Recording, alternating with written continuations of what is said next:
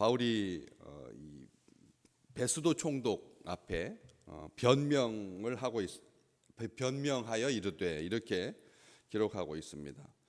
누가가 이 22장 1절에도 24장 10절에도 26장 1절에도 계속 이 변명이라고 하는 말을 쓰고 있습니다.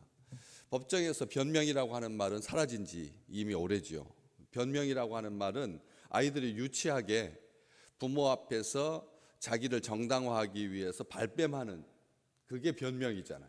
변명이라고 하는 것은 어른들한테는 이것은 있어서는 안 되는, 만약 어른들이 변명을 한다 그러면 그것은 정말 아직 미성숙한 그런 이 표현인데, 이 변명이라고 하는 말을 이 법정에서 계속 사용을 하고 있습니다. 그러면 우리가 생각할 때 이 용어가 변했나, 그 사이에 그 당시 2000년 전에 변명이라고 하는 말이 이 법정에서 통용이 되었나, 그 말이 우리가 사용하고 있는 다른 의미인데 변명이라고 지금 쓰고 있나, 가만히 한번 살펴보게 됩니다.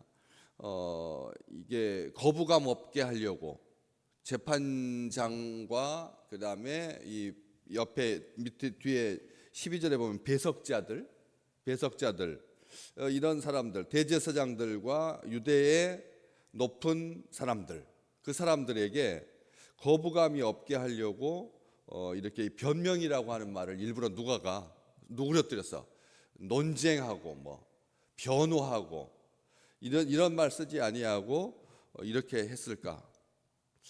어린아이가 부모에게 하듯이 그렇게 변명을 해가지고 앞쪽에 22장에 보면 예루살렘에서 난리가 났었잖아요. 사람들이 그 변명하는 소리를 듣고 바울한테 막 소리를 질러서 이러한 자는 세상에서 없애버리자, 살려둘 자가 아니다, 이런 모욕을 당했었는데, 변명하다가 차라리 변호사를 고용해서 변호한다면 이런 불필요한 일, 이런 마찰들은 없을 텐데, 차라리 변명하지 않았다면 겪지 않아도 될 그런 일들을 겪을 텐데 왜 변명하고 있는가? 미련한 짓 아닌가?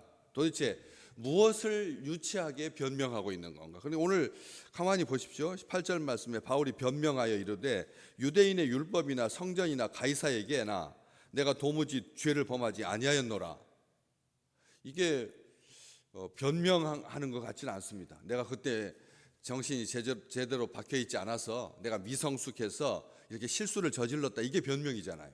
그런데 바울은 그렇게 하고 있지 않다는 거죠. 자기의 목숨 구걸하기 위해서 그냥 비굴하게 우리가 생각하는 그런 변명이 아니다라고 하는 거죠. 복음을 전하기 위해서, 예수를 전하기 위해서 변증하고 있고 변론하고 있고 신앙의 고백이 분명히 드러나고 있습니다. 그리고 간증하는 것, 믿음과 소망과 사랑을 사실만 한마디도 틀린 말이 없이, 뒤로 보시면 내가 가이사의 재판자리 앞에 섰으니까 마땅히 거기서 신문을 받을 것이다.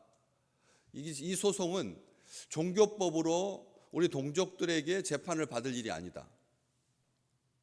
로마의 법에 저촉되었다면 나는 로마 시민권자이기 때문에 가이사 황제에게 재판을 받아야 된다. 11절 말씀, 내가 불의를 행하여서 무슨 죽을 죄를 지었으면 죽기를 사양하지 아니할 것이지만 만일 이 사람들이 나를 고발하는 것이 다 사실이 아니면 아무도 나를 그들에게 내줄 수 없습니다. 내가 가이사에게 상소합니다. 이건 변명이 아니잖아요. 그렇죠. 항고하는 거죠. 항고하는 겁니다. 상소하는 거고. 그렇기 때문에 여기 12절 말씀에 베스도가 배석자들과 상의하고 이르는 내가 가이사에게 상소하였으니 가이사에게 갈 것이다. 이렇게 재판을 그렇게 마무리를 합니다. 그렇기 때문에 이 일은 변명이라고 볼 수가 없다라고 하는 것이죠. 분명하게 상소하고 있는 것이지. 그래서 여기서 변명이라고 하는 이 용어는 타협하고 아부하는 게 아니라는 겁니다. 거짓을 말하지 않습니다. 바울은 예면 예라고 하고 아니면 아니라고 하지요. 하나하나 조리 있게 말합니다. 감정에 치우쳐져 말하지 아니하고 사실에 근거하여서 차분하게 말하죠. 그런데 차분하게 말하지만 아닌 것에 대해서는 아주 단호하죠. 내가 성전을 더럽혔다, 내가 성전을 더럽혔다, 그런 일 없다. 에베소에서 온 드로비머라고 하는 친구와 함께 시내에 있었을 뿐인데, 이방인 데리고 내가 성전에 들어가지 않았는데 내가 성전 더럽히는 거 아니다, 이것을 구체하게 베스도에게 설명하지 않습니다. 그때 뭐 정황이 어땠고 뭐 이런 말을 하지 않고 성전 더럽힌 적 없다, 율법, 유대인의 율법 더럽힌 적 없다, 아주 날카롭게 죄에 대해서는 지적하고 자신의 결박에 대해서는 한치의 양보도 없이 정확하게 말합니다. 악에 대해서 물러서지 말아야 된다는 거죠. 참소하는 것에 대해서 끊임없이 비난하고 끊임없이 조롱하고 참소하는 것에 대해서 단호했습니다. 비굴하지 않았습니다.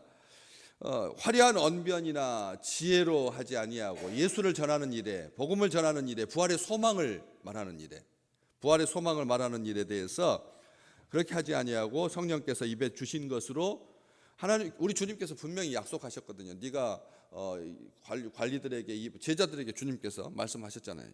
감옥에 끌려갈 때 뭐라고 하라고요? 두려워하지 마라. 그때 하나님의 영이 너의 입에 할 말을 담아주실 거다. 이렇게 주님께서 약속한 말씀이 성취되고 있는 겁니다. 지금 이게 바울의 변명이 22장부터 쭉 나오는 이 변명, 24장, 25장, 그 다음에 26장 계속 장별로 우리 주님께서 하신 그 귀한 약속이 성취되고 있는 거죠. 하나님께서 할 말을 담아주시는 거니까. 부당한 공격에 대해서, 고소에 대해서 정식으로 반론을 제기하면서 설명하고, 복음이 공격받을 때, 복음이 위협받을 때 복음의 진위에 대해서 분명히 말해줘야 된다는 거예요. 우리가 그렇잖아요. 어차피 종교 이야기는 돌고 돌 거다. 군대 이야기 하는 것처럼, 뭐 세상 사람들이 시류를 말하는 것처럼 종교 이야기해서 본전 뽑을 일 없다, 본전도 못 찾는다.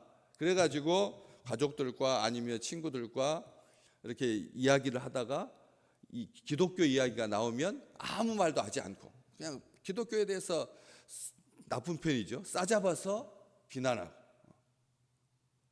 코로나 때 기독교가 제일 전파된 원흉 아니었느냐. 그러니까 교회만 저런 버젓이 모여서 했지만 교회만 진원지다. 백화점은 감염이 안 되고 지하철역은 감염이 안 되고 교회만 감염이 된다. 그래가지고 5명 예배드려라. 그랬었잖아요. 우리도 그렇게 순종했죠. 그렇게 순종했지 않습니까? 그 거짓에 대해서 아무도 말하지 않았습니다. 정부의 정책을 존중하고 기독교가 오해를 받고 있음에도 불구하고 아무 말도 하지 않고 그냥 순종했습니다. 고분고분했습니다. 아주 나쁜 전례를 사실은 남긴 거지만 이 사회가 불안전하지 않기 위해서 거기까지 또 기독교가 나서가지고 뭐 이론적으로 어떻고 과학적으로 어떻고 의학적으로 어떻고 그렇게 설명했다면 괜히 논쟁만 불러일으킬까 봐 침묵하고 있었던 것이죠.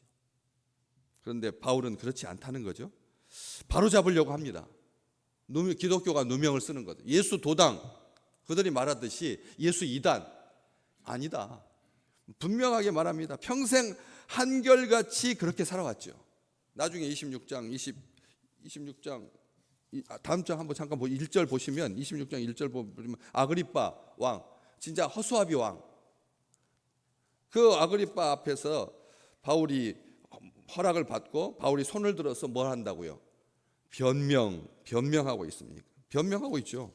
변명을 합니다. 24절에도 바울이 이같이 변명하고요. 계속 변명을 하고 있습니다. 뭐에 대해서? 자신에 대해서가 아닙니다. 복음에 대해서 변명을 하고 있다는 거죠. 변명. 이게 이 말은 그가 평생 변명했던 게 뭐냐? 바울은 변명할 사람 아니지 않습니까? 바울은 변호할 사람이고 변증할 사람이죠.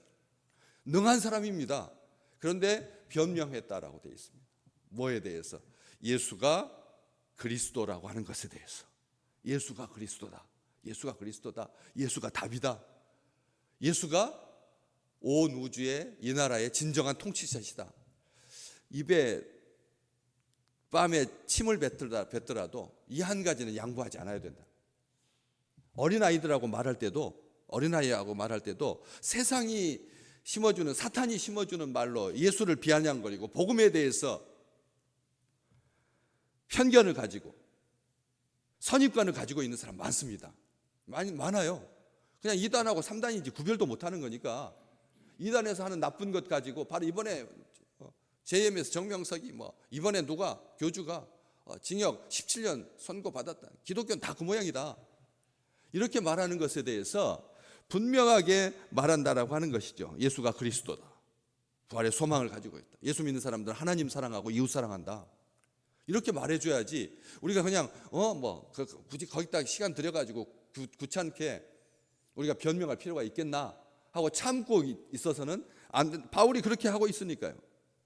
그런데 보통 그렇게 말하다 보면 부하가 나서 화가 나가지고 그냥 그렇게 하기 쉽잖아요. 영어 성경에 보니까 이 변명이라고 하는 단어를 어떻게 뭐라고 번역할까요? 영어로 디펜스라고 방어라고 번역을 합니다. 주로 방어라고 번역한다. 감정적으로 치고받는 것이 아니라 수비하듯이 공격하지 아니하고. 베드로 사도가 나중에 이런 말을 했습니다. 너희 속에 있는 소망에 대해서 묻는 자들이 있을 거다. 너희 속에 있는 소망에 대해서 묻는다. 다시 말하면 우리가 평상시 살 때 어떻게 살아야 된다는 거죠? 소망 있는 자로 사셔야 된다는 겁니다. 새해가 시작된 지 벌써 보름이 지나갑니다. 이럴 때 노쇠한 모습으로, 닳고 다른 모습으로, 피곤한 모습으로 살지 마시고 예수님 주신 선한 소망으로 충만하시기를 주의 이름으로 축복합니다. 네 속에 있는 소망에 대해서 묻는 자. 소망이 있으니까 다른 사람들이, 세상 사람들이, 예수 안 믿는 사람들이, 예수 믿는 사람들 얼굴에서 빛이 나니까 묻는 거죠. 묻겠지 않습니까? 당신의 소망. 그럴 때 어떻게 하라고요? 그 이유를 묻는 자들에게 항상 준비하고 있어라. 항상 준비하고 있어라. 항상 준비하고. 하나님께서 답을 주시겠지만 소망을 묻는 사람들에게 항상 준비하고 있어라 하면서 베드로전서 3장 15절 온유와 두려움으로 소망을 묻는 자들에게 과시하듯이 소망을 묻는 자들에게 너는 알 필요 없어 이렇게 말하지 아니하고 온유함으로 부드러움으로 그리고 두려운 마음을 가지고 그렇게 하라고. 오늘 화려한 성전이나 힘 있는 가이사에 대해서 말하지 않습니다. 그것은 아주 짧게 말하잖아요. 8절 말씀에 유대인의 율법, 성전, 가이사 한마디씩입니다. 그냥 그것에 대해서 나는 도무지 죄를 범하지 않았다. 한 번도 세상적인 법으로나 종교적인 법으로나 민족적인 감정으로나 아무 사람에게도 양심에 꺼리낌이 없으시기를 항상 그렇게 정결하게 사시기를 오직 예수님만 자랑하고 부활의 소망으로 가득하고 늘 새롭게 하시는 하나님의 영으로 충만하여서 우리의 얼굴에 빛이 나는 오늘 맑은 공기를 마시면서 주의 백성들 하나님의 소망으로 가득 찬 그런 향기가 나는 귀한 날 되시기를 주의 이름으로 축복합니다.